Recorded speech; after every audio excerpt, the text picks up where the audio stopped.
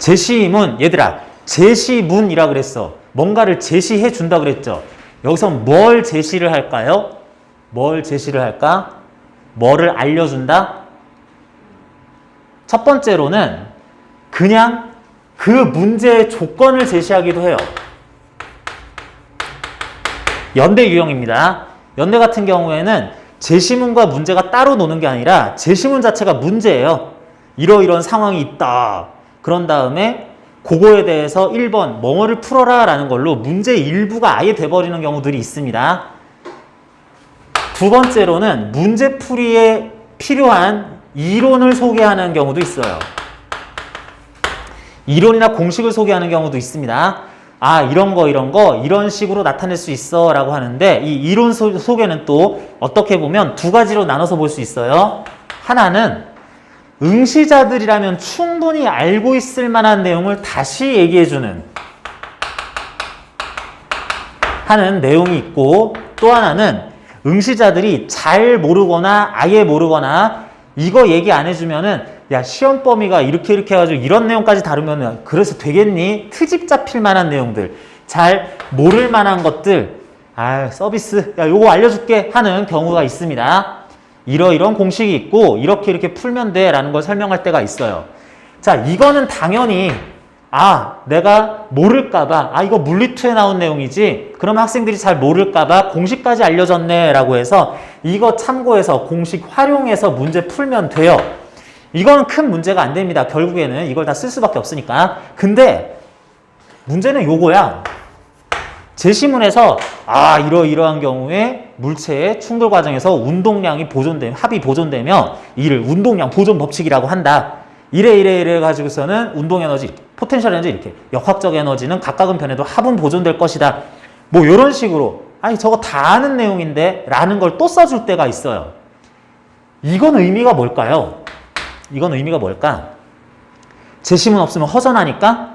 자, 그래서가 아니라 이때 제시하는 것은 요거는 문제 조건 자체를 제시하는 거고 요거는 풀 때 필요한 내용을 제시하는 거고 요건 뭐냐면 야, 채점 이렇게 할 거니까 이 방식을 따라라 라고 하는 풀이 방식을 강제하고 있는 겁니다.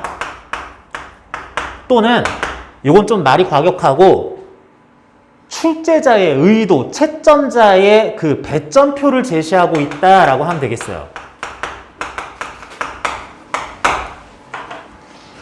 아주 간단한 예를 보더라도 어떤 물체가 특정 힘을 받으면서 몇 초 동안 어떠한 운동을 해서 변이가 어떻게 됐대. 자, 이에 대해서 설명할 때 우리는 이런 생각할 수 있습니다. 변이 값을 알고 있고 힘이 계속해서 가해졌다면은 그 힘에 의한 E를 구할 수 있는 거고 그걸로 에너지 변화, 운동 에너지 변화 이런 거 구할 수 있다면은 알짜 힘에 의한 일 해가지고 나중 속도나 변이 요것도 관련해가지고 다 풀 수 있는 거고 그래요. 근데 이걸 갖다가 굳이 나는 어떤 힘을 받았을 때 그 물체의 가속도를 구한 다음에 시간이 얼마만큼 걸렸으니까 나중 속도 내지는 변이를 요걸로 구하고 싶어 할 수도 있어요. 등가속도 운동처럼 보고 문제를 풀 수도 있습니다. 근데 이걸 할 때에도 공식에 대입해서 이러이러해서 V는 V0 플러스 H니까 2S는 V제곱 마이너스 V0 제곱이니까 라고 풀 수도 있고 이걸 풀면서도 시간에 대한 속도 그래프를 분석하는 모양으로 풀어나갈 수도 있고 요걸 풀면서도 등가속도 운동이니까 평균 속도를 분석하면서 간단식으로 풀 수도 있습니다. 이게 문제가 안 될 수도 있는데 어떻게 풀든 답만 구해봐 할 수도 있는데 갑자기 제시문에서 이러한 경우에 물체는 등가속도 운동을 한다고 한다. 그런데 그런 물체에 대해서 시간에 대한 변이 속도, 가속도 그래프를 그려보면 이거는 이러이러한 관계성이 있다 라는 말을 굳이 해줬어. 그러면은 이게 뜻하는 게 뭐냐? 야, 일 에너지 가지고 풀지 마. 이렇게 풀지 마. 그래프 그려서 표현하는 거 내가 그래프 잘 그렸나? 특정 지점에서의 접선의 기울기 내지는 면적을 제대로 확인했나를 채점할 거야 라는 배점표를 보여줬다라고 하는 거다.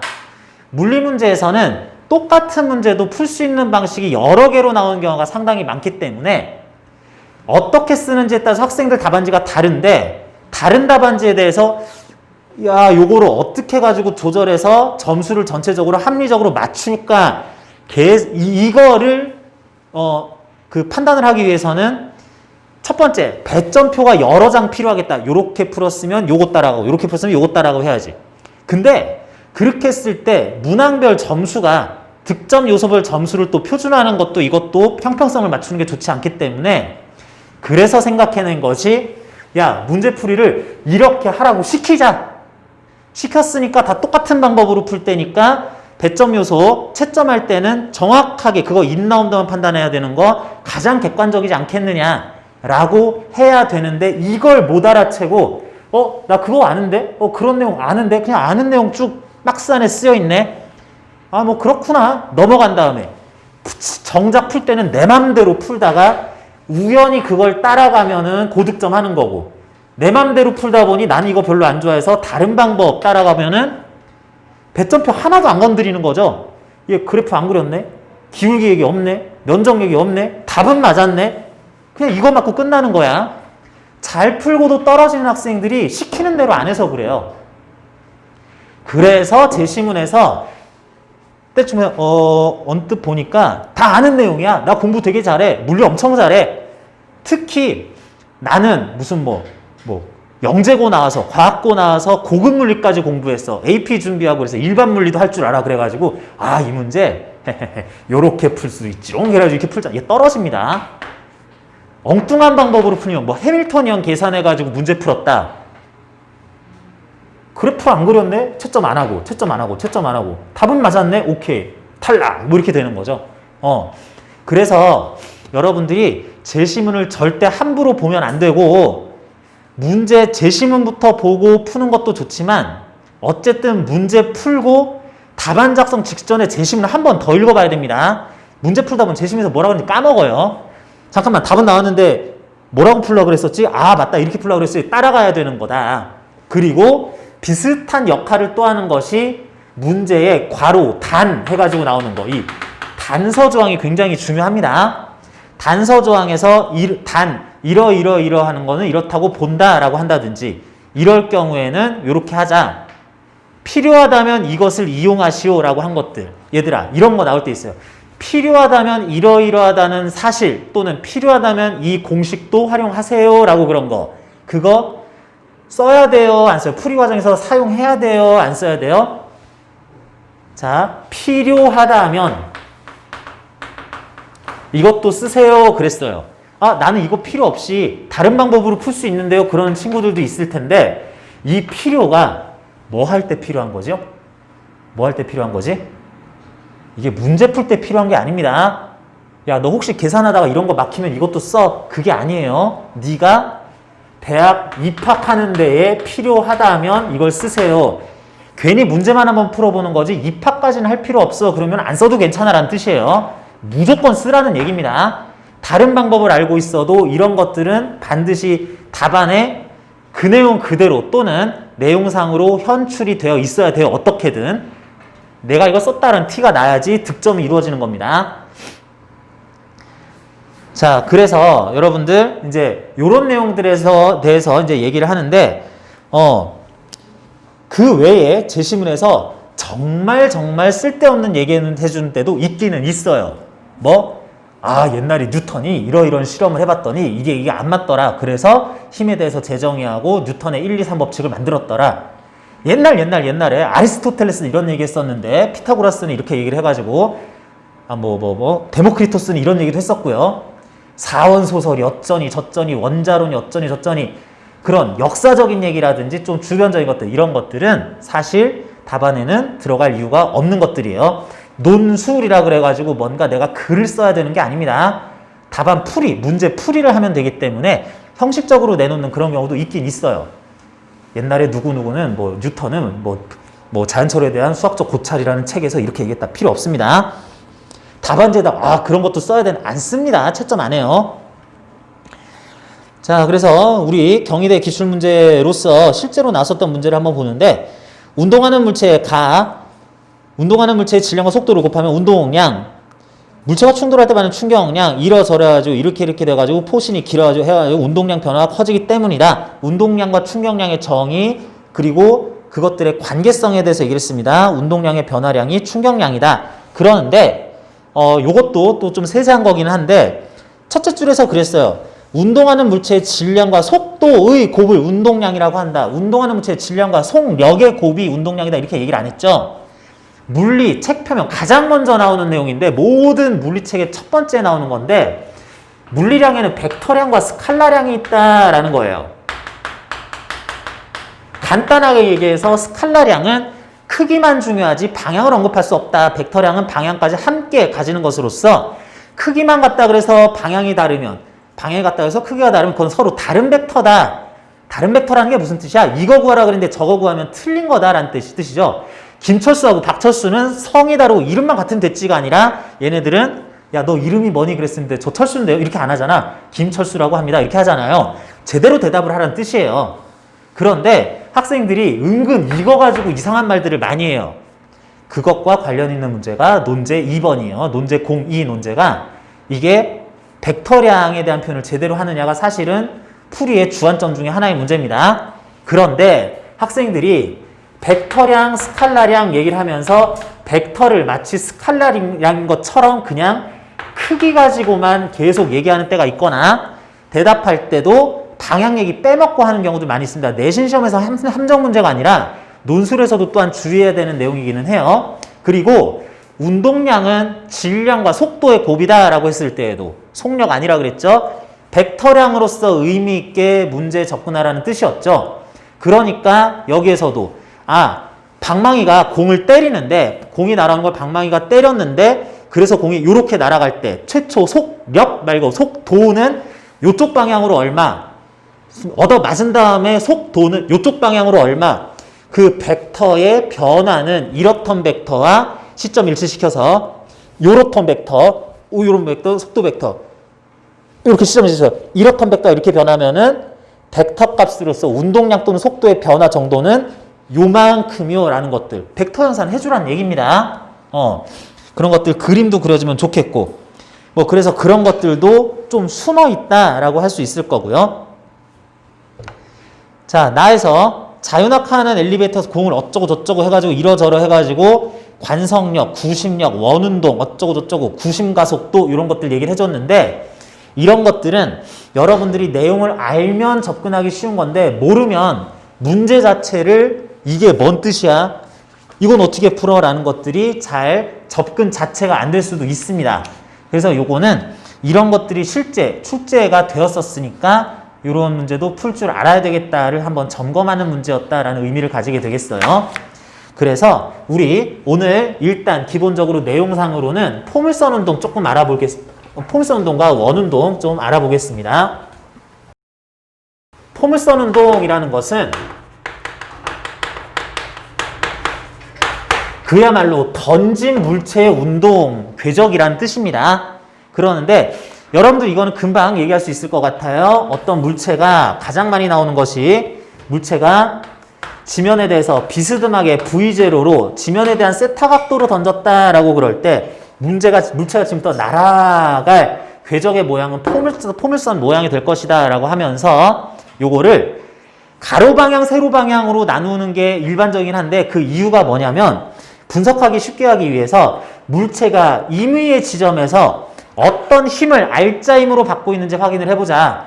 공기 저항이 없다고 생각하면은 물체는 임의의 지점에서 어떤 빠르기로 어떤 방향으로 날아가고 있든지 간에 그런 거 상관없이 받는 힘이 얼마? 중력, 연직 아랫방향으로 mg 뉴턴이오가 되죠.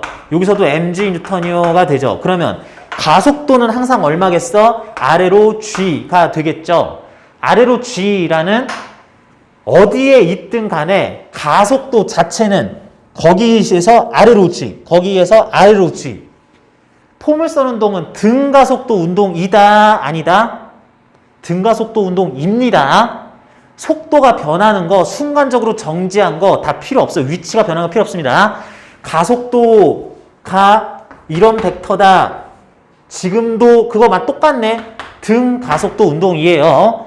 등가속도 운동인데 그 가속도 방향이 실제 운동 방향과 다른 방향일 수 있기 때문에 속도 자체들을 매번 분해를 할 거예요. 어떻게? 가속도와 나란한 방향과 가속도와 수직인 방향으로 매번 분해를 하자. 속도 분해를 그래서 수직으로 한 다음에 그러고 나면 이제 요런 속도 순간적으로 정지한 위아래 방향의 속도에 대해서는 그 가속도 방향으로 나란하게 등가속도 운동을 하는 모양이 될 것이고 나머지 방향으로는 이 속도에 대해서 수직인 방향 가속도의 영향은 나는 안 받는다라고 해버릴 거기 때문에 그래서 오른쪽 방향으로는 그림상에서 오른쪽 방향으로는 등속 운동할 것이다 라고 해버리고 그랬을 때 최초 속도에 대해서 벡터 분해해보면 위쪽 방향으로는 V 사인 세타 V0 사인 세타 오른쪽 방향으로는 V0 코사인 세타라는 속도로 출발한 다음에 이건 시간에 따라서 등가속도 운동 요거는 등속 운동 할 거고 그때 동안 위아래로 이동한 변위 값과 변위 값 함께 생각하게 되면은 이 지점에서 그 순간 또 어떤 속도를 가지고 있겠구나 라는 것도 구할 수 있게 된다. 뭐 요게 포물선 운동인데 물리학 1에서 얘기하지 않더라도 여러분들이 어지간히 포물선 운동 이렇게 하면 되겠네 라는 거 보면 어느 정도 알 수 있을 것 같습니다. 그래서 잠깐 얘기를 했는데 자 문제에서 이러저러 해가지고 방망이에 부딪히기 직전 공의 속도가 그림에서 와갖고 접촉 시간은 0.1초라 그랬다면 방망이가 공에 가한 평균 힘의 크기는 어떻게 되는지 풀이 과정 한번 논해보세요 그랬는데 결국 공이라는 것은 원래 속도가 왼쪽으로 30m/s 였었는데요. 방망이와 충돌을 한 다음에는 충돌하고 나서 60도 방향으로 지면에 대해서 60도 방향으로 역시 30m/s로 운동을 한다면 그렇다면 원래 운동량이라고 하는 것이 0.1kg이니까 얘가 원래 왼쪽으로 3kg/m/s라는 최초 운동량이 있다가 나중에는 비스듬한 방향, 속도 방향 똑같은 방향으로 3kg/m/s라는 운동량을 가지게 됐다. 그런 운동량을 별도로 그려보자. 최초 운동량 왼쪽으로 3, 최종 운동량 비스듬하게 60도 이렇게 해가지고 120도, 60도 하는 방향으로 3. 그러면은 요게 뭐 최초 운동량 벡터 P0, 나중 운동량 벡터 P'이라 그러면은 어떤 벡터의 차라는 새로운 벡터는 어떻게 구해요? 시점 일치시킨 다음에 최초라고 할 벡터의 종점에서 나중 벡터에 대한 종점으로 요렇게 그은 것이 운동량 변화량 벡터가 되겠다. 라고 한 다음에 이 길이는 어떻게 구하냐? 이건 좀 뭐 작도하거나 그래서 해야 되는 거죠. 뭐 60도 될 거니까 1대2, 1대2 대 루트 3 그래가지고 요 길이 합한 만큼의 크기가 요 방향으로 30도 방향으로의 운동량 변화량 해가지고 크기가 나오겠다. 그런데 특정 물체가 받은 운동량이란 그 물체에 가해진 평균 힘이 몇 초 동안 가해졌느냐라는 거에서 나올 거기 때문에 그래서 요거 길이 구한 것 요 방향으로 충격량이 가해졌으며 그 시간이 0.1초라고 했으니까 0.1초죠?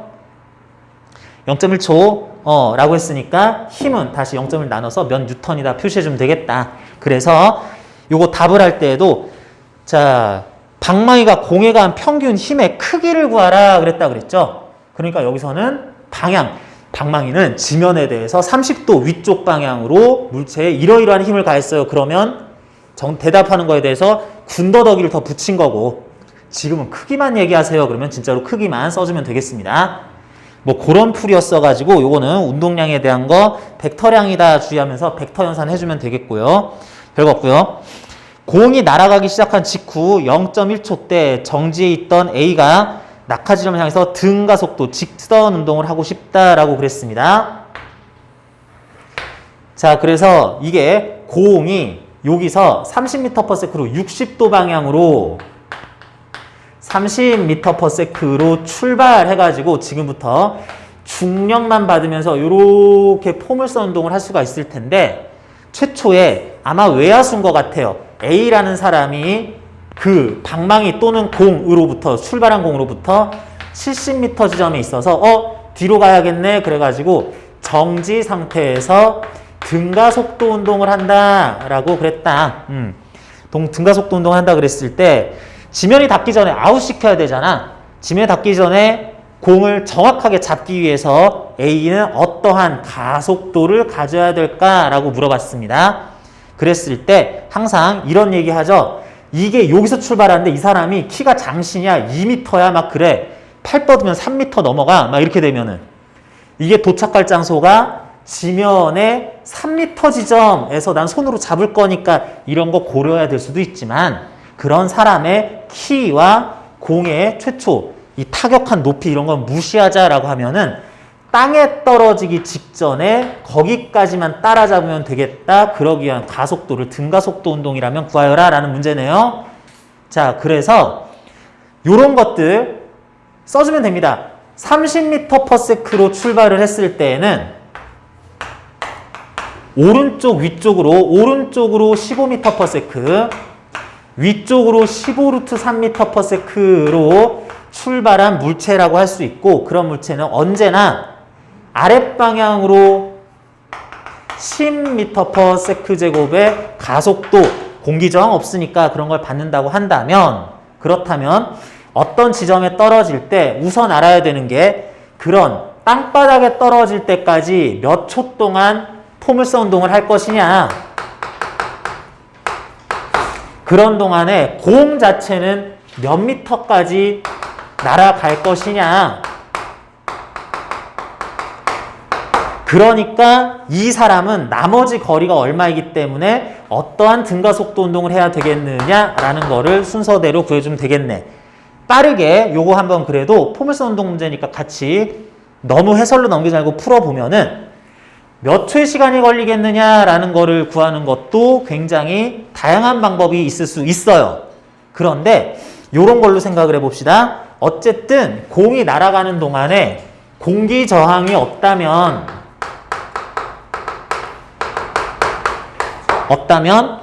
아래로 10m/s제곱의 등가속도 운동만 할 것이고 더군다나 이러는 동안에는 똑같은 높이인 땅바닥에 떨어지게 돼 있으니까 최종적인 변이가 똑같게 되는데 등가속도 운동으로서 어디 갔다 오는 거라면은 땅바닥에 떨어질 때의 그 속도도 오른쪽으로는 15m/s 아래쪽으로는 15루트 3m/s가 될 것이므로 이건 등속 운동이니까 큰 정보가 별로 없고요. 위로 15루트 3이 아래로 15루트 3m/s로 바뀌는데 걸린 시간을 구하면 되겠다. 속도가 위로 15루트 3으로 해서 아래로 15루트 3, 아래로 30루트 3만큼 루트 3m/s만큼이 속도 변화가 되도록 하는 그 시간이 얼마겠냐라고 하면은 속도 변화는 가속도 곱하기 시간이니까 가속도 10m/s제곱 쓰면은 3루트 3초 걸리겠네. 오른쪽엔 조금 무시하고 상하 운동에 대해서 어쨌든 1톤 속도가 어디 갔다 오는 변이보다도 속도 변화만 고려했을 때 3루트 3초 걸리겠다. 그 3루트 3초 동안에 수평 도달거리 15m/s로 그 시간 동안에 등속 직선 운동한다라고 볼 수 있는 오른쪽으로 간 거리는 45루트 3m 되겠구나. 그러면 70m만큼 가 있던 사람은 요 차이만큼을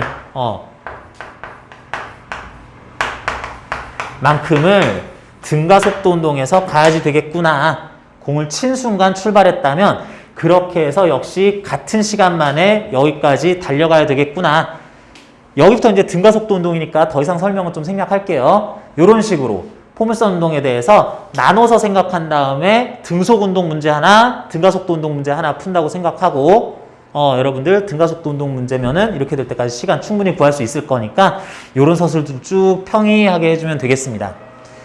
이게 포물선 운동에 대한 설명이기 때문에 이렇게 나오기는 했어도 그래도 문제 자체는 아주 어려운 문제까지는 아니었어요. 그러는데 거의 유사한 문제가 이게 원래는 1, 2번 문제하고 3, 4번 문제가 각각 다른 해에 출제된 문제입니다. 그러는데 좀 유사점이 있어서 했는데 경희대에서는 무려 포물선 운동이나 원운동, 2차원 운동량 변화, 그 충격량 구하고 뭐 이러는 것까지도 이렇게 최근에도 당시에도 물리2 관련 내용이었었는데 이것들도 자주 언급을 하고 있죠.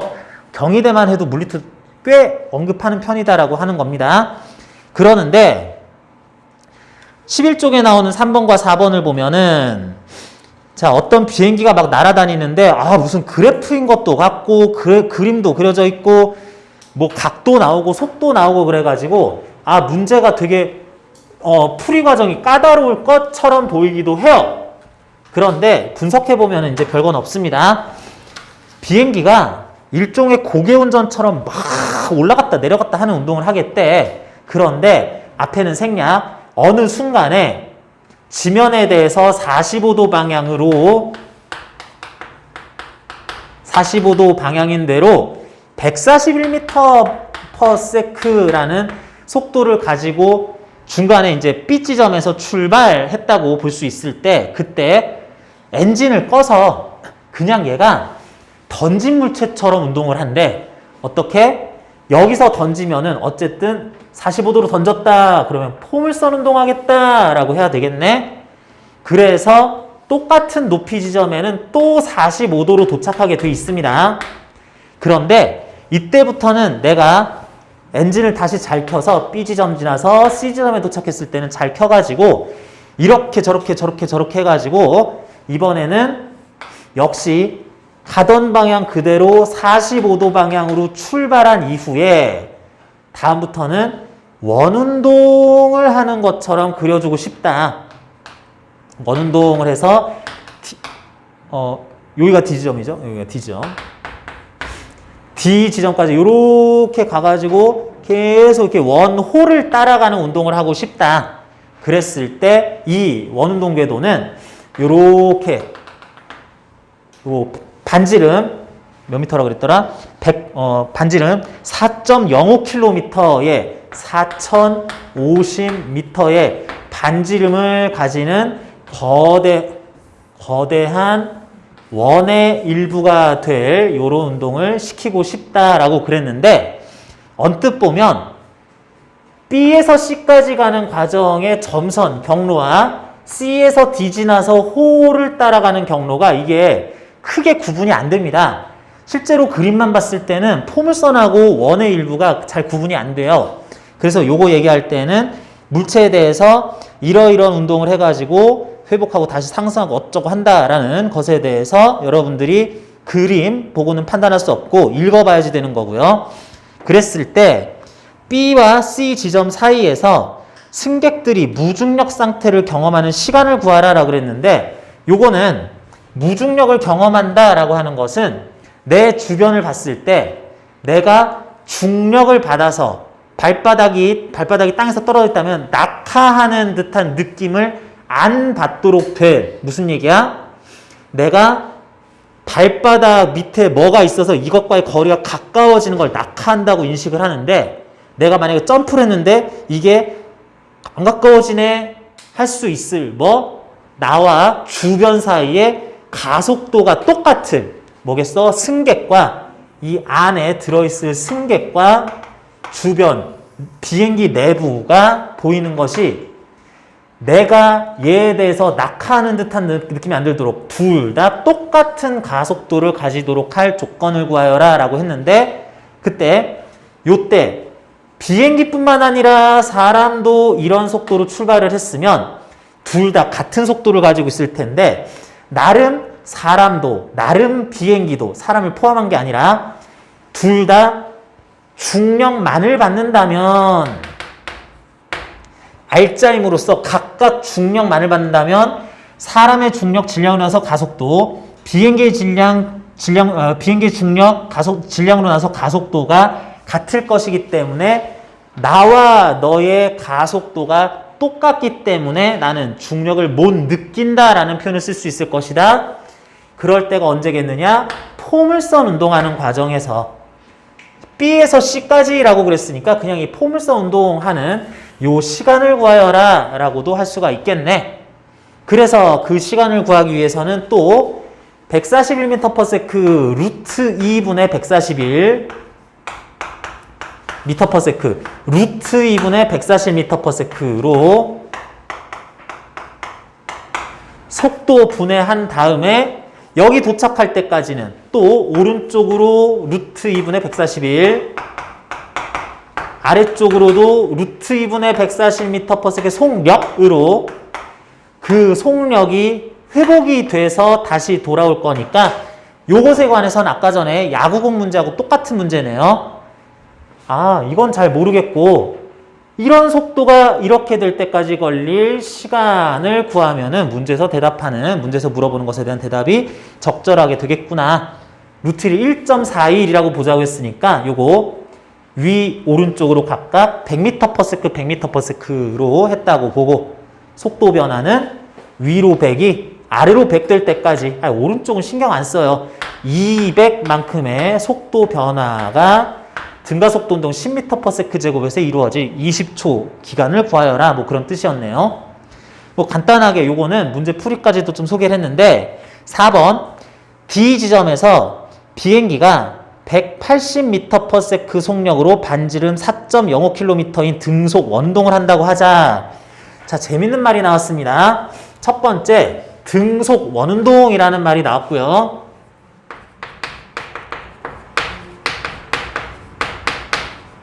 이게 D 지점에서가 순간적으로 4050m라는 반지름을 가지는 원 모양의 호의 일부가 되도록 순간적으로 오른쪽으로 180m/s 속력으로 움직인다고 그랬는데 아까 전에 요거 100루트 2m/s 아니었어요? 쉽죠? 요게 루트 141 또는 요게 141m/s인데 180이 됐는데 등가속도 운동 등속 원운동 아니잖아요 싶어요. 속력은 일정하면서 원궤도를 돌아가는 속력이 달라졌는데 등속 원운동 아닌데 싶은데 여기에서는 요렇게 오는 동안에 처음 속도는 아예 여기서는 141m/s였었지만 오는 동안에 결국은 180m/s가 됐을 때 첫 번째, 이 순간만큼은 등속 운동으로 볼 수 있다. 전체 등속 원운동이 아니라 동이 아니라 그냥 이 순간만 보면 등속 원운동으로 볼 수 있다. 내지는 물체가 금방 여기쯤부터는 그래도 어디쯤까지는 빨리 180m/s가 된 다음에 이렇게 온 동안에 180으로 등속 원운동을 했다라고 볼 수도 있을 텐데 이렇게 보면은 별 문제 없어지니까 중간에 가속을 했겠네 뭐 이런 것들은 특별히 신경 쓰지 말고 순간에 대해서만 얘기하자라고 합시다. 자, 그런데 그렇게 얘기를 할 때 그 시점에 비행기의 승객들이 체험하는 가속도의 크기와 방향을 구하라 라고 그랬는데요. 자, 이거는 등속 원운동에 대한 얘기인데 물리원에서는 등속 원운동을 하나도 안 다루죠. 그래서 여러분들이 제시문을 좀 참고할 필요가 있다. 뭐냐면은 어떤 물체가 등속 원운동을 한다, 내내 한다 라고 그러면은 등속 원운동 원궤도의 중점에서 반지름 R자리 궤도를 물체가 뱅글뱅글 순간적으로 접선 방향으로 V라는 속력, 선속도가 일정하도록 돌고 있다라고 보자. 선속도가 V로 일정하고 돌고 있다라고 보자. 그럴 때 물체는 공기저항 받을 수도 있고 장력, 탄성력, 수직항력 무슨 힘이든 다 받아도 괜찮아요. 그렇지만 이렇게 Rm 반경, Vm/s 계속 원궤도 돌고 있어요 라고 그러면은 물체는 특정 순간 받는 R자 힘이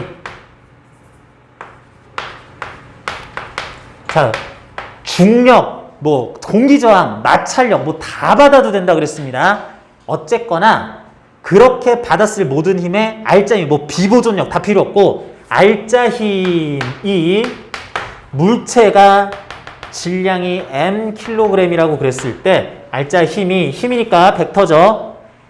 알짜 힘이 현재 돌고 있는 궤도 중심을 순간적으로 향하며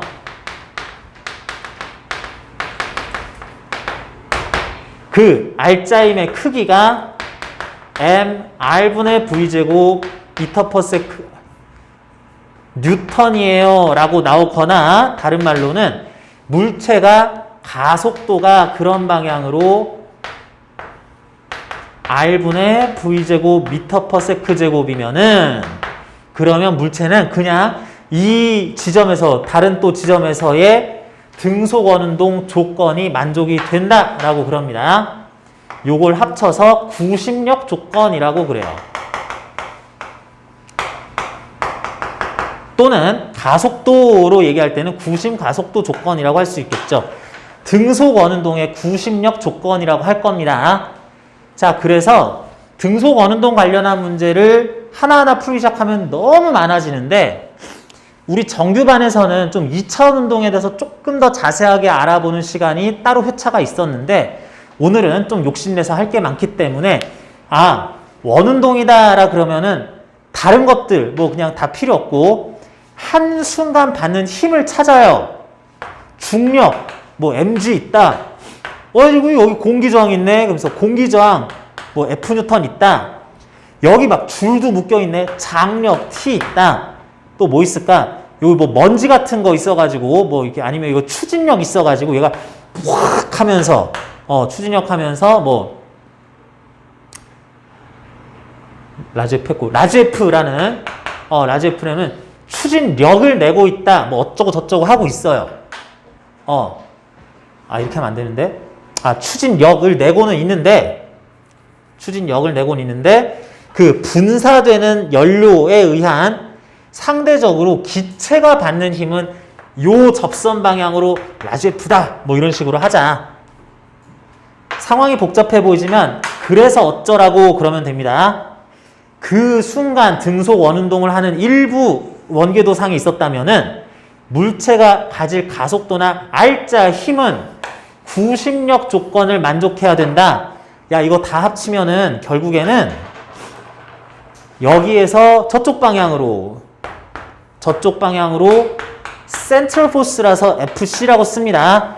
구심력 조건을 만족해야 돼 라고만 하면 돼요. 자, 그러다 보니까 알짜 힘이 이와 같은 방향과 크기가 돼야지 되는데 요게 줄이 묶여 있었어. 물체에 줄 묶어서 막 이렇게 돌리는데 얘가 푹 하면서 뭔가 연료 분사도 하고 있는 거야. 막 공기저항도 있고 뭐 이거 대단한 장난감이네. 그래서 이게 막 돌리고 있는데 그러면은 장력, 알짜 힘 방향 나란하게 오케이. 스몰 F 뭔가 공기저항이나 뭐 이런 것들 움직이는 방향에 반대 방향으로 작용할 것이기 때문에 너 같은 건 없어져야 돼. 일단은 준비. 얘가 지금 추진력이 있어서 상대적으로 밀려나는 힘이 있다면 어쨌든 내가 원하는 알짜의 방향에 수직인 방향이잖아. 너도 없어질 운명이야. 그래놓고 중력 요렇게 있을 때 요것도 또 요거는 알짜인 방향에 나란하거나 수직인 게 아니기 때문에 이때 아랫방향에 대해서 이걸로 분해를 해주자. 그런 다음에 요거는 없어질 운명. 요거 세타라 그러면은 mg 코사인 세타 나오겠죠. 그리고 mg 사인 세타 이거는 예정된 구심력 방향의 알짜 힘 방향의 반대 방향이니까 이것들은 없어져야 돼. 없어질 운명들이었어. F는 스몰 f 플러스 mg 코사인 세타.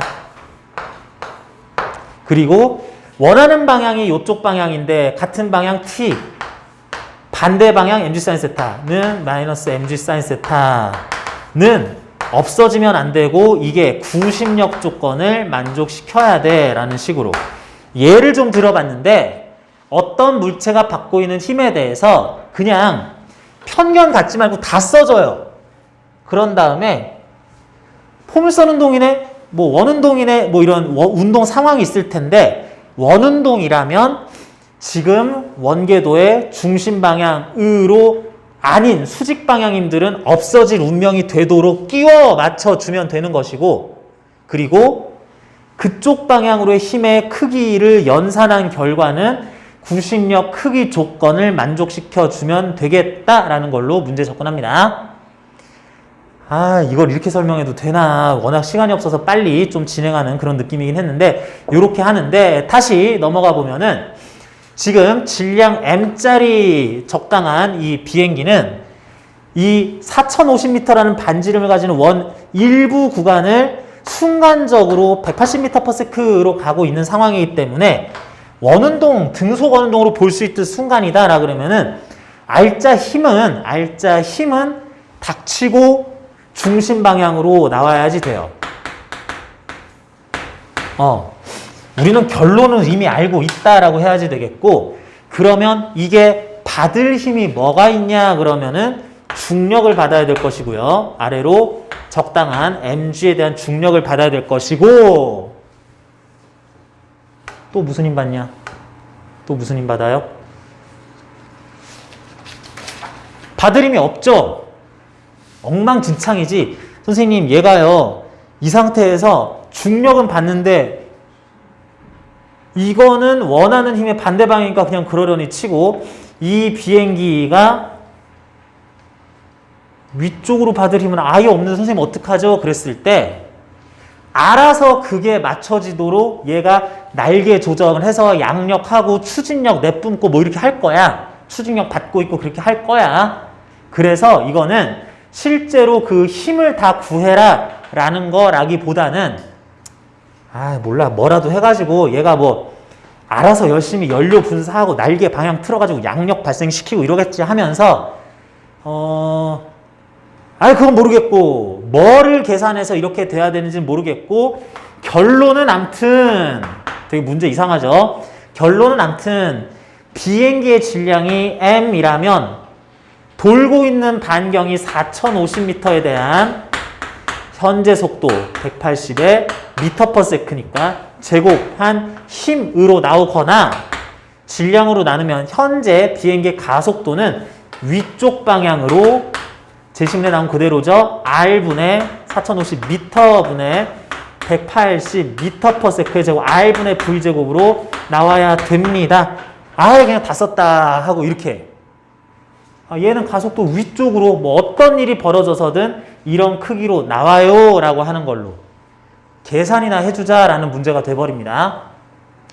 자, 이게 제시문 근거로 해서 전혀 뭐 거기서 벗어나는 내용이 없다라고도 할 수 있는데, 문제는 이렇게 푸는 거예요. 이 문제는 그렇긴 하는데, 이 문제를 푸는 과정에서 여러분들이 이런 상황에서 비행기가 이렇게 될 때 승객들이 체험하는 가속도의 크기와 방향을 구하시오 라고 그랬는데, 이 승객들이 체험하는 가속도라고 하는 거는 또 이제 중력 가속도 10m/s 제곱일 때 여기다가 더해야 될 것이냐 말아야 될 것이냐 이것 때문에 약간 더 설명이 필요한데, 일단 등속 원운동 중이었다까지 얘기를 하면은 최종 조건으로 자체 가속도는 알짜 눈에 보이는 가속도는 위쪽 방향으로 이 크기야 라는 거 구하는 것까지는 등속 원동 조건 그냥 대입해주면 어떻게든 된다라고 생각을 합시다.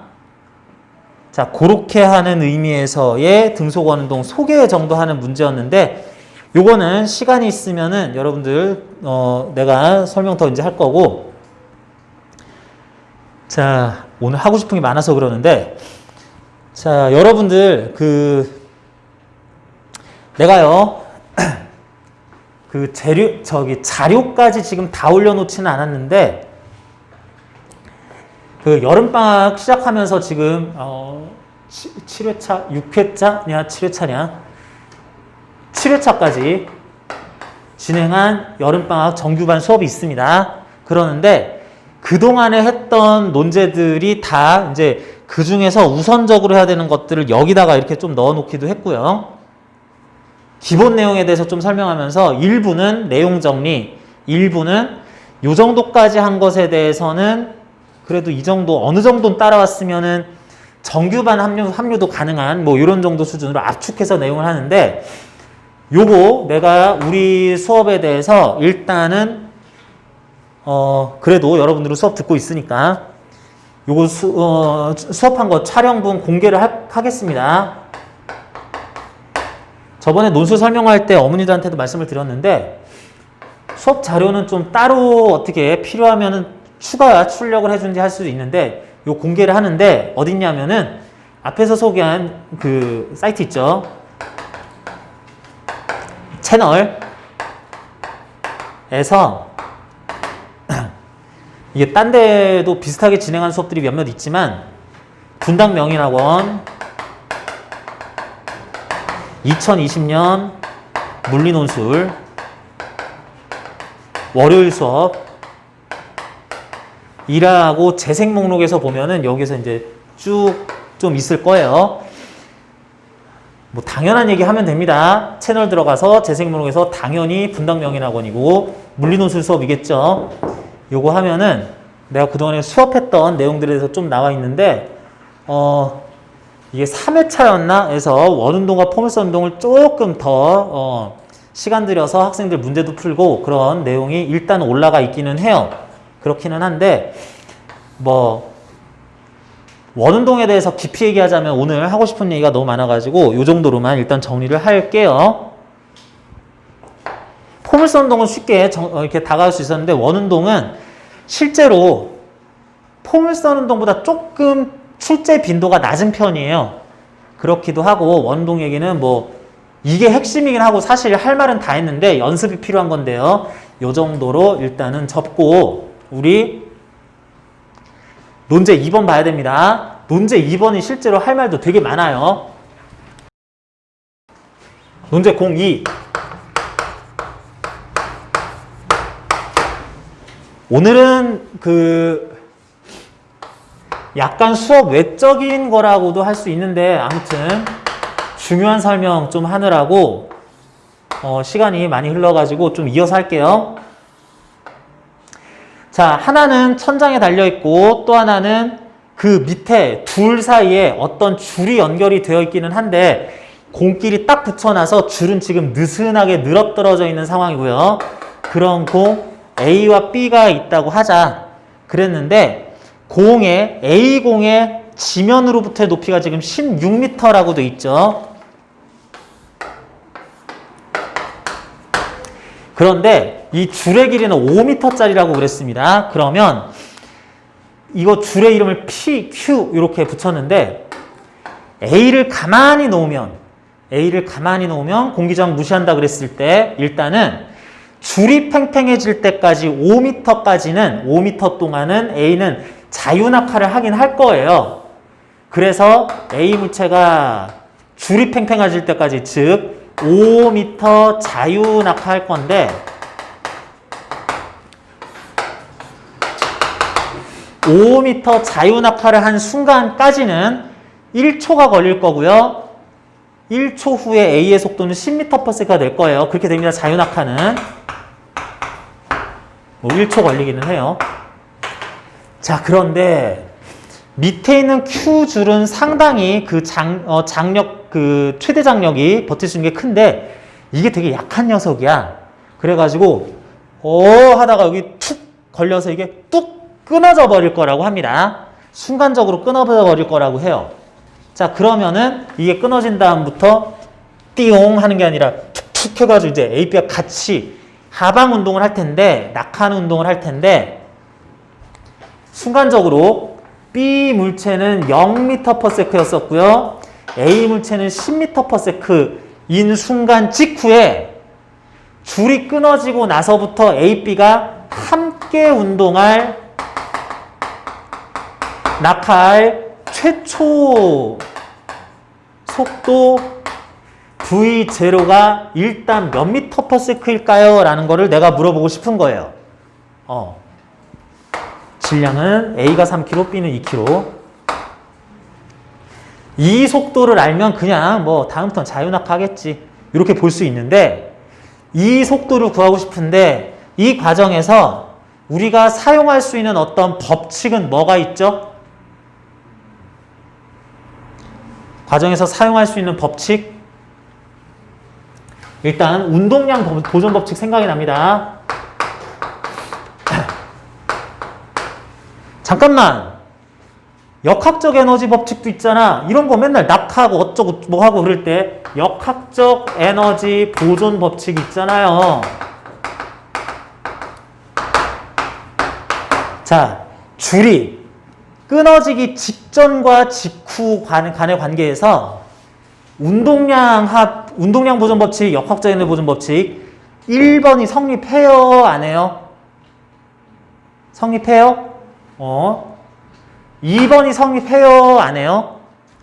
아, 이건 못 쓰는 거야? 아까 얘기했습니다. 어떤 문제를 풀 때 우리는 기본적으로 나와 있는 물리에서 적용할 수 있는 법칙들을 중에서 지금 그걸 성립한다고 쓸 수 있는 것과 쓸 수 없는 게 있고, 쓸 수 있는 것 중에서도 써봤자 의미 없는 거 빼고 요거를 내가 사용해서 문제 푸는 거를 근거를 제시하면서 언급을 해줘야지 되는데, 지금은 이거는 못 쓰는 거고 이건 쓰는 거기는 해요. 그러면은 이런 표현이 들어가겠네요. 답안지에 1. 여러분들 논술 답안지 그냥 줄글로 막 이렇게 쓸 필요 없고 그렇게 쓰지 마세요. 채점하기 힘들어요. 이거를 번호를 붙여가지고 난 여기까지 풀었다 여기까지 풀었다 이런 거 해도 괜찮아요. 뭐 예를 들면 뭐 1번 문제를 푸는데 진짜로 1-1번 2번이 있으면 그거 써야 되는데 나는 지금 첫 번째 요걸 풀겠다. 줄이 Q 줄이 다 펴질 때까지는 A 물체는 등가속도 운동, 등가속도 또는 자유낙하하고 어쩌고 저쩌고 해가지고 10m/s가 된다. 다음 줄이 끊어진 뒤 전후 비교 이렇게 써주면은 이 학생이 지금 뭐에 대한 얘기를 여기까지 썼구나, 뭐에 대한 여기까지 썼구나, 그러면은 이게 어디 있나? 여기 있네. 요거 썼나? 여기서 찾으면 되겠네. 이거 채점하기가 훨씬 편합니다. 그러면 안 되는데, 교수님들도 사람이기 때문에, 여러분들, 경쟁률 보면 과마다 30대1, 40대1 그냥 넘어간다고 그랬죠? 그런데 30대1, 40대1 하는 경쟁률에 지원해가지고 이런 그 경쟁률이 나온 이유가 뭐 과마다 다르겠는데 지원한 학과 뭐 30대 1짜리 그 선발 인원 몇 명이니? 잘 몰라요? 20명 정도? 20몇 명이라고 합시다. 경쟁률 뭐 40대 1? 30대 1? 뭐 30대 1이라 칩시다. 20명 뽑을 거예요. 답안지가 몇 장 나와? 600장 나오네요. 얘들 답안지를 실수 없이 최대한 꼼꼼하게 정확하게 2명이 중복 채점을 해줘야지 돼요. 600장이 말이 600이지 하나 본다 그러면 어마어마하게 많습니다. 1분 동안만 검토를 해도 1분 동안만 해도 10시간 내내 이 짓을 해야 돼요. 선생님 10시간 좀 열심히 하면 되지 않을까? 1분 동안 못 합니다. 좀 꼼꼼하게 이렇게 좀 하다 보면은 1분 뭐 좀 더 걸리고 뭐 그러고 하다 보면은 굉장히 힘든 일인데 이런 거 하는데 빡빡하게 줄글로 막 써 있어. 찾아야지 그러면서 배점표에 있는 내용을 이렇게 막 찾아줘야지 되는 건데 물론 많이 하다 보면 배점표를 아예 외워버리겠지만 그러는데 딱 보니까 이 내용은 여기 있겠네. 요 요소는 여기 있겠네. 딱 이렇게 찾아갈 수 있으면은 채점 편의도 굉장히 좋아진다는 얘기예요. 이런 것도 은근히 여러분들 답안지 쓸 때도 어느 정도 채점 편의를 봐주는 것도 어느 정도는 여러분들이 신경 써주면은 뭐 불리하지 않겠다. 이 정도로 얘기하겠습니다. 어쨌든 끊어지기 전과 후의 비교가 나올 것이고 세 번째 그래서 완전히 끊어진 다음 A, B가 나름 다시 함께 자유낙하하는 과정 이렇게 큰 세 단계로 얘기할 수 있을 텐데 끊어지기 전후에 직전 직후 또는 특히 직후의 두 물체의 최초 속도 비교 최초 속도 구하고 싶어요. 여기까지 썼어. 그 다음에 여기다가 뭐를 쓸래? 여기다가 뭐를 쓸래? A 물체는 그래서 아래로 10m/s 운동량은 아래로 30kg/s 였었고 그 순간 B는 정지해 있었다. 운동량 제로였었다. 그런데 A와 B가 총 5kg짜리로서 아래로 V0라는 속도를 가진다라고 치면 운동에너지 계산도 가능하고 운동량 계산도 가능하고 그러는데 많은 학생들이 이렇게 합니다. 자, 이렇게 할 때 이래 했었고 이러저러 했었고 V0로 똑같은 속도가 일단 된다라고 할 수 있다. 그런데 줄이 끊어지기 전과 후에 운동량의 합은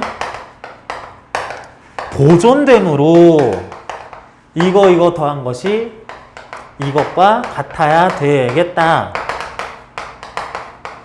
이렇게 쓰고 넘어가요. 이렇게 하면 나쁜 답안, 평이한 답안, 우수한 답안 이렇게 쓰면 우수한 답안. 이 정도만 써도 잘 쓰는 편이에요. 애들 그냥 생각은 머리로만 하고 답지에다가는 계산식만 열심히 쓰고 있는 답안지를 연습장으로 쓰는 친구들도 많은데 그나마 이렇게까지 쓰면 우수한 답안에 속합니다. 그런데 여기서 되게 눈에 거슬리는 게 있어. 이거 합격에 다가가긴 했는데 내가 확신은 못하겠고 잘하면 수석도 만들고 싶은데 막 이런 생각이 막 들어. 뭘 써주면 좋겠어? 어디가 아쉽겠다고? 이건 앞에서 구했고 둘이 함께 운동을 하겠지. 이거는 뭐 이런 것까지 자질구레하게 설명할 필요 없습니다. 단단한 줄이기 때문에 이게 끊어지진 않을 거고 딱 출발했는데 얘가 갑자기 우욱 이렇게 다가오진 않을 거고 더 멀어질 수는 없으니까 아무튼 간에 같은 속도로 출발을 시작을 하겠다. 좋아요. 그런데 그 다음에 그런 속도를 전제하고 끊어지기 전후에 운동량의 합이 보존되니까 이렇다. 이런 정도 식은 써야지. 이항하면 이런 거 필요 없습니다. 양변을 5로 나누면 이런 거 필요 없어요. 따라서 V0는 6m/s 어차피 채점도 안 되는 수식 생략하고 이렇게 쓰는데 요게 좀 걸리죠? 연력학 1법칙도 성립하는데요. 역학적 에너지 합은 왜 보존이 안 되니? 어쩌고 저쩌고 해가지고 운동량 보존 법칙을 왜 쓰는데? 라는 거에서 조금만 얘기를 해주면 좋겠어요. 장황하지도 않아요. 별것도 아니에요. 그러는데 이 부분에 대해서 좀 언급이 필요하다. 그래서 얘기를 합니다. 근본적인 것부터 한번 생각을 해보자. 얘들아, 운동량 보존 법칙이라는 것은 언제 성립하니? 일반적으로 언제 성립해요? 또는 왜 성립해요? 운동량 보존 법칙이라는 것 또는 운동량의 합이 보존된다. 언제 성립하는 얘기예요? 언제 성립하느냐? 일단은 운동량 보존 법칙은 두 물체 이상이 나와야 되죠. 한 물체가 등속 운동하고 있다. 운동량 보존돼요. 근데 이거 가지고 나는 따지질 않잖아. 또는 한 물체가 영원히 정지해 있을 벽에 부딪혔다 튀어나와요. 얘의 운동량 보존 안 되잖아요. 속력이 똑같게 들어갔다 나와도 운동량 오른쪽인 게 왼쪽으로 바뀌었잖아. 왜? 이런 충돌에 대해서는 얘와 벽의 운동량을 합한 게 보존돼야 되는데 그렇지 않기 때문에 그렇게 계산한 게 아니기 때문에 그런데 운동량 보존 법칙은 두 물체의 운동량은 각자는 변하더라도 벡터량으로서 그 합은 일정한 경우가 운동량 보존 법칙이 성립한다라고 그럽니다. 각각의 운동량은 변해야 돼요. A의 운동량은 델타 P 벡터량이에요. 만큼 변해요. B의 운동량도 델타 P 만큼 변해요. 선생님 왜 변해요? 보존돼야 되는데. 아니 각각은 변한다니까. 근데 그 변화의 합이 0이라면 국어 점수 10점 내려가고 영어 점수 10점 올라가면 총점은 똑같은 거잖아. 변화량은 각각 있지만 그게 반대 방향으로 크기가 같다면 전체에는 변하지 않겠다. A의 운동량 변화가 뭐니? A가 받은 힘을 그 힘 받은 시간으로 곱한 거 B가 받은 힘을 B라는 물체가 T초 동안 받았다라고 그랬을 때 요게 각각의 운동량 변화량 되는 거니까 그게 말하자면 합이 제로 크기가 갖고 방향이 반대면 되겠네. 상황에 따라서는 그게 받는 알짜 힘 시간이 더해서 같도록 같은 크기 반대 방향을 가지면 되는데 그 시간이 일치한다면 A가 받았을 힘과 B가 받았을 힘이 힘 간의 관계에서 크기가 같고 방향이 반대면 되겠네. 가장 간단한 경우가 여러 가지 힘에 의한 합력이 이래도 괜찮은데 두 물체 간에 의미 있게 작용한 실질적인 힘이 만약에 둘 사이에 작용-반작용 관계인 힘밖에 없다면 A가 B에게 가하는, 그래서 B가 받는 힘, 별도의 힘, B가 A에게 가해서 A가 받는 힘이라는 별도의 힘이 각각 있는 거고 효과는 B에게, A에게 나타나지만 두 힘이 작용-반작용 관계에 있어서 크기가 같고 방향이 반대인데 당연히 작용하는 시간도 똑같다면 두 물체의 운동량을 변화시킬 요인이 될 힘이 그 두 물체 사이에서 작용하는 작용-반작용 관계일 힘뿐이라면 여기에 관여할 힘이 그러면 전체 물체들의 운동량은 보존이 되겠구나. 운동량의 합은 보존이 되겠구나 라고 하자. 그런데 여기서 어떻게 됐어? 여기서 두 물체가 10m, 0m/s 됐을 때 순간적으로 줄은 끊어지니까 얘네들이 줄에 의한 B가 받는 힘은 이제 없을 거고요. 그리고 이 상황에서 얘가 가고 얘가 속도가 빨라지고 이러는 과정에서 얘는 속도가 좀 느려질 텐데 A가 받는 힘은 자 봐봐. 이런 경우가 기본적으로 역학적인 이제 운동량 보존 법칙 성립이 되는 때인데 자 줄이 끊어지고 속도가 10에서 정답은 6이에요. 6m/s로 0에서 6m/s로 되는 시간이 있겠지? 그지? 그런데 이 과정에서 두 물체에 A가 받는 B가 받는 알짜 힘이 방금 전에 얘기한 것처럼 두 물체 간에 서로 작용하는 작용-반작용 관계에 있는 힘이니? 아니죠. 이건 또 보통의 경우 물체가 두 개 날아가다가 충돌하는 경우는 충돌하는 과정에서 의미 있게 작용하는 힘이 내가 너한테 탄성력이나 수직항력, 내가 너한테 탄성력의 수직항력, 작용-반작용 관계네. 그럼 간단하게 운동량 보존 법칙 이렇게 얘기하면 되는데 자 A가 받는 힘 따져봅시다. A는 속도가 아래로의 속도가 느려지는 과정에서 올라가는 건 아니에요. 느려지는 과정에서 중력 받죠? 그리고 장력 받죠? Q에 걸리는 장력 받죠? 이게 속도 변화 과정에서 공기저항 없으니까 상황 보니까 알 수 있는 힘이야. B가 받는 힘은 B는 중력 받죠? 또 뭐? 이 줄은 끊어졌으니까 이 줄에서 장력 받죠? 중력은 지구가 A에 지구가 B에 가해지는 거고 장력은 A가 받는 장력, B가 받는 장력 누가 가하는 힘이야? 장력은 가하는 게 누구야? 줄 자체입니다. 줄이 A에 줄이 B에 가는 힘이야. 작용-반작용 관계는 뭐야? A가 B에 가는 힘과 B가 A에 가는 힘이 종류가 같고 그 발생 원인이 같을 때 작용-반작용 관계라고 해야 되는데 줄이 B에 줄이 A에 작용-반작용 관계도 아니죠. A가 받을 힘 중에 B가 받는 힘 중에 작용-반작용 관계로 이렇게 치환될 수 있는 힘은 아예 없어요. 저 상황이 아니에요. 자, 그렇고 아래로 중력, 위로 T, 아래로 중력, 아래로 T라는 힘을 받게 되는데 아니 그러면 얘들의 운동량 합이 속도 변화하는 동안에 운동량 합이 왜 보존돼? 왜 보존돼? 이거 아무렇게나 푸는 문제 아닙니다. 물론 어디 기출문제도 아니에요. 내 머리 기출문제인데 자 여러분들 이거 풀 때 낙하했네, 속도 변화겠네, 운동량 보존 해가지고 이렇게 쓰고 떠더덕 하고 하면은 자 여러분들 되게 아무렇지 않게 넘어가는 경우들도 있기는 있어요. 이런 문제 이렇게 해가지고 간단하게 언급하고 운동량 보존 법칙 당연하니까 쓰고 넘어가고 이런 경우들도 있는데 이 문제는 가만히 따져보면 급하거나 잘 몰라서 못하면 어쩔 수 없는데 가만히 따져보면은 일반적인 경우에 우리가 운동량 보존 법칙을 적용하던 때하고 상황이 다릅니다. 운동량이 왜 보존되는지, 운동량 합이 왜 보존되는지에 대해서 잠깐만 이거 좀 특이한데 싶어요. 그러면은 여러분들이 눈치를 채야 돼요. 실전 문제였다면. 요 문제 풀 때 얘가 땅바닥에 닿을 때까지 시간이나 최종 속도 이런 거 구하는 게 문제가 아니구나. 그건 당연히 계산할 줄 알아야 되는 거고 완전 불합격을 하지 않기 위해서 왜? 남들도 다 맞힐 거니까 나랑 똑같은 실력인 애들이 누가 합격을 하고 누가 수석을 하느냐?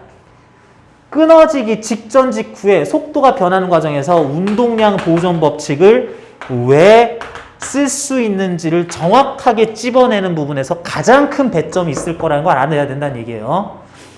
여러분들한테는 그런 여유가 없어요. 학생, 수험생한테는 그런 여유가 없어요. 당장 주어진 거 진짜 마지막으로 물어보는 거 계산해서 답을 얻어내는 것만 해도 버겁습니다.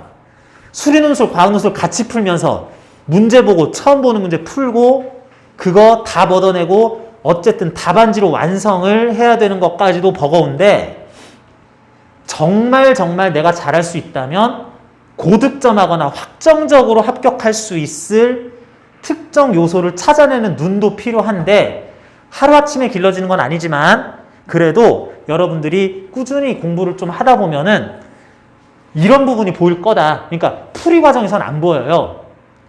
이게 무슨 법칙, 항상 문제 그렇게 보자. 상황, 조건 확인, 그래서 이런 법칙이 적용해서 수식, 전개, 정답 이렇게 나오게 돼 있는데 항상 문제되는 거는 상황 분석을 정확하게 해서 이것도 대충 하는 사람들도 있어요.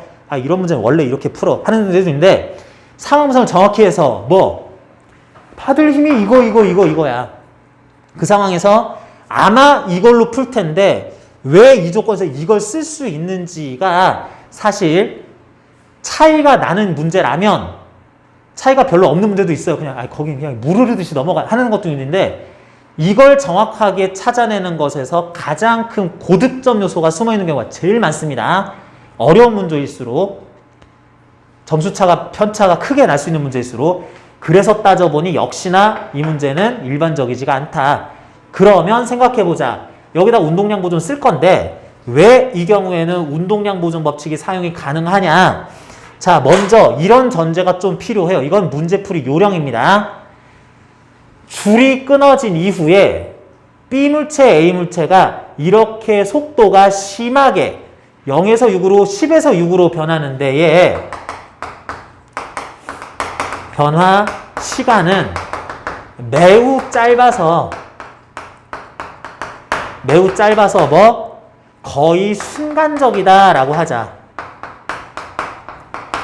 자, 이런 말을 쓸 수 있으면 물리를 되게 잘해야 돼요. 이해가 깊이 돼 있어야 됩니다. 그러는데 매우 순간적이고 짧은 시간이다라고 하자. 그래서 20N 아래로 곱하기 T, 30N 아래로 곱하기 T라는 A가 받을 또는 B가 받을 충격량은 거의 0이다라고 없애버려요. 30, 20이라는 숫자의 시간을 0.00001초 거의 순간을 곱할 거기 때문에 이걸 의미 없게 만들어버립니다. 그렇지만 이 Q라는 줄, A와 B를 연결한 줄에 걸리는 장력은 순간적으로 크기가 변할 수 있죠. 그러는데 저 장력은 아주 짧은 시간 동안에 극히 큰 힘이 순간적으로 걸릴 수도 있다라고 하자.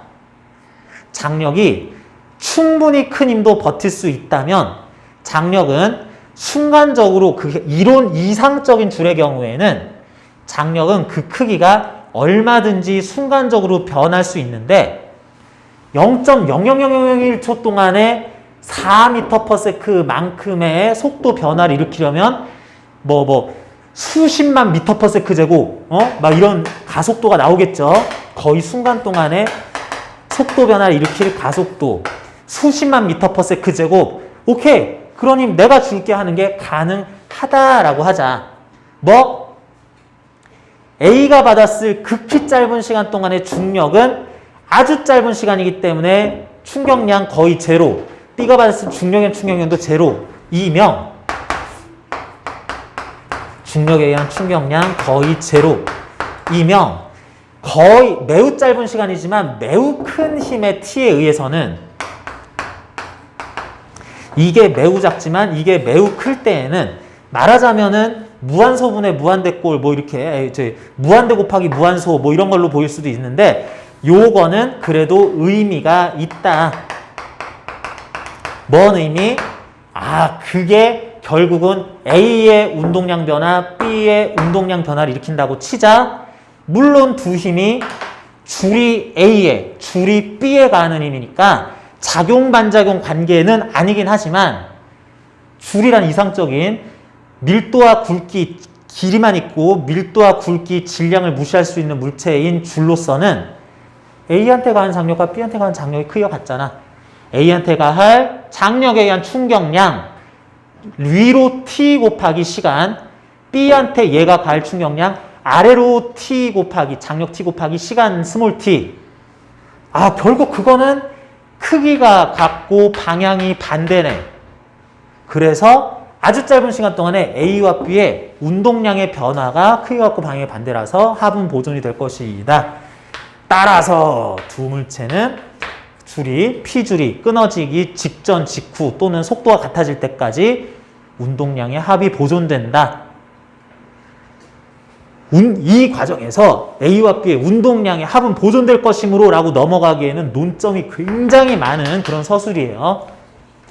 이걸 찾아내느냐 찾아내지 못하느냐에 따라서 이게 통으로 생략되느냐 이렇게 전제를 하고 그래서 이렇게 얘기할 수 있으며 이런 관계에서 전형적인 경우가 아니지만 운동량 합이 보존된다는 것을 이끌어낼 수 있느냐 없느냐를 판단하는 데 있어서 그걸 할 수 있느냐 없느냐 시도를 함에 있어서 학생의 이게 선생님 저걸 어떻게 알아요? 어떤 법칙이나 원리를 수능이나 객관식 문제를 빨리 푸는 것에만 초점을 맞추면 이런 유형의 문제는 이거 적용해서 풀면 금방 풀려. 이런 유형의 문제는 또 이런 걸 적용해서 풀면은 빠르고 정확하게 풀 수 있어. 만 연습이 된 학생인지 문제 상황이 이런데 어떠한 원리나 법칙의 상세한 정확한 의미까지 깊이 공부했기 때문에 그것들에 대해서 적용하는 과정에서 충분히 상황에 대한 전반적인 판단과 고민을 할 수 있는 학생인지 소위 과학적 사고 능력, 물리적 사고의 깊이가 측정이 됩니다. 이게 여러분들 학교에서 출제하는 문제들 뭐 이런 것들이 사고력 측정, 창의력이 어쩌고 저쩌고 생각의 깊이를 측정한다. 그걸 어떻게 합니다. 이거를 놀랍게도 합니다. 이거를 누구? 수능 문제, 객관식 문제 빨리 푸는 요령만 공부한 친구인지 뭔가 물리라는 과목, 수학이라는 과목을 제대로 공부했고 깊이 알고 있고 잠깐 이거는 그냥 쓰기엔 뭔가 이상한 포인트가 본능적으로 느껴지는데 라고 하는 학생인지 판단을 할 수 있어요. 문제 속에서. 그러니까 그거에 안 보였다 생략하고 저득점 이것도 볼 줄 안다 쭉 써서 고득점, 수석 합격, 합격 확정 이렇게 하면 되는 거라고. 여러분 생각보다 학생의 대학 합부를 결정할 그 입시 문제 중에 하나인 수시 논술 문제를 대학 물리 교수님들이 함부로 출제하지 않아요. 그렇기 때문에 뭐 그냥 대충 내는 문제도 많이 있긴 한데 그렇기 때문에 소위 기출문제 강의, 해제 강의, 해설서 같은 걸 보면서 문제 어렵네. 이렇게 풀면 답이 나오는구나. 그게 논술 공부가 아닙니다. 논술 수업도 아니고 논술 공부가 아니에요. 결국에 논술도 별거 없어요. 여러분들이 고등학교 물리 수업 시간에 배운 내용들을 가지고 응용해서 문제를 낼 거기 때문에 어마어마하게 어려운 내용이 들어가지 않아요.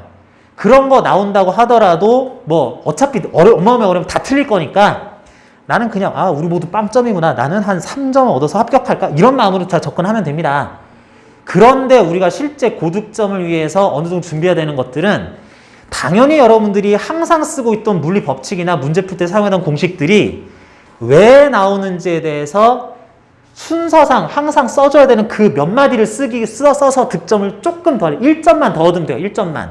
어차피 똑같은 실력선에서 1점 더 얻으면 합격하고 나머지는 다 불합격할 거기 때문에 그러는 과정에서 여러분들이 잠깐만 이거는 막 쓸 수 없는 내용인데 라는 걸 눈치를 채느냐 어차피 문제들도 등가속도 운동, 알짜임 구하는 과정, 운동량 보존 법칙, 에너지 보존 법칙 등등등 맨날 하던 거기서 나와요. 근데 그것에 대해서 한 번 더 깊이 있게 되새겨보고 그것들의 답안지에서의 어떤 표현을 현출할지 쓰기 연습, 훈련을 미리 해놓는 것.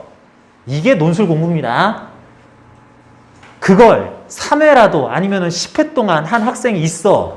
무려 나같이 매우 우수한 강사하고 혼자서 대충 기출문제 보다가 이런 문제 나오네. 문제 어렵게 나오네. 저렇게 푸는구나. 저 사람 잘 푸네. 만 본 사람이나 아예 대비 안 한 사람하고 당연히 실전 시험장에서 내는 답안지는 질이 다릅니다. 자, 여러분들 우리가 해야 될 내용이 어마어마하게 대단히 새로운 내용을 하거나 어려운 문제를 풀어본다라는 게 아니라 여러분 수준에서 똑같은 수준의 경쟁자보다 약간만 우수한 답안지를 얻으면 요만큼 우수한 답안지를 얻어서 합격하는 게 목표예요. 가장 효율적이고 현실적인 공부를 하기 위해서 우리 수업 특강 3일 동안 하지만 충분히 여러분 합격에 도움이 될 수 있을 거라고 생각을 하고요. 자, 내용이 어떻게 흘러가는지는 대충 좀 감을 잡았을 것 같습니다. 여러분들 해설지 보거나 이렇게 하면서 내용 문제풀이 할 줄 아는 게 제일 중요하긴 해요. 사실은 내용적으로 공부를 하고 향상되는 실력을 가지는 것도 중요하지만 수업 내용으로서 이거 해설지 읽듯이 대본처럼 쭉 써주는 게 아니라 해설은 여러분들이 알아서 보시고 정답은 알아서 확인하시고 이 문제에선 여기가 포인트였다. 이런 거 쓸 때 이런 주의를 했어야 된다. 라는 것들 여러분들이 챙겨가는 게 수업에서 반드시 가져가야 될 내용이겠습니다. 자, 오늘 시간 알차게 썼는데 여러분도 오늘 수업은 일단 여기까지 하는데요. 다음 시간에 오면은 내일 쓸 주제 첫째 시간부터 이렇게 쭉 쓰기 하는 와중에 대면 첨삭 중간중간에 불려 나올 거고 그리고 쓰기 하고 나서는 마찬가지로 논제에 대한 해설할 건데 아마 내일은 물리 1에서도 조금 어려운 내지는 물리 2에만 있는 연력학과 돌림인 관련 논제 좀 풀게 될 겁니다. 그리고 추가적으로 무슨 역학 문제 조금 더 풀 수도 있는데 내가 그건 좀 조절하겠고요. 그래서 그쪽 부분 특히 돌림인 문제도 한번 풀어볼 거니까 그쪽 공부가 잘 안 돼 있다 싶은 학생들은 공부 약간 물리 2 내용이라도 조금 보고 왔으면 좋겠어요. 자, 수업 여기까지 하고요. 여러분들 수업 내용에 대해서 또는 각종 물리 관련 내용으로서 질문할 거 있는 사람들 마지막으로 질문 조금만 하시고 없는 사람들은 수업 마치겠습니다. 수고하셨습니다.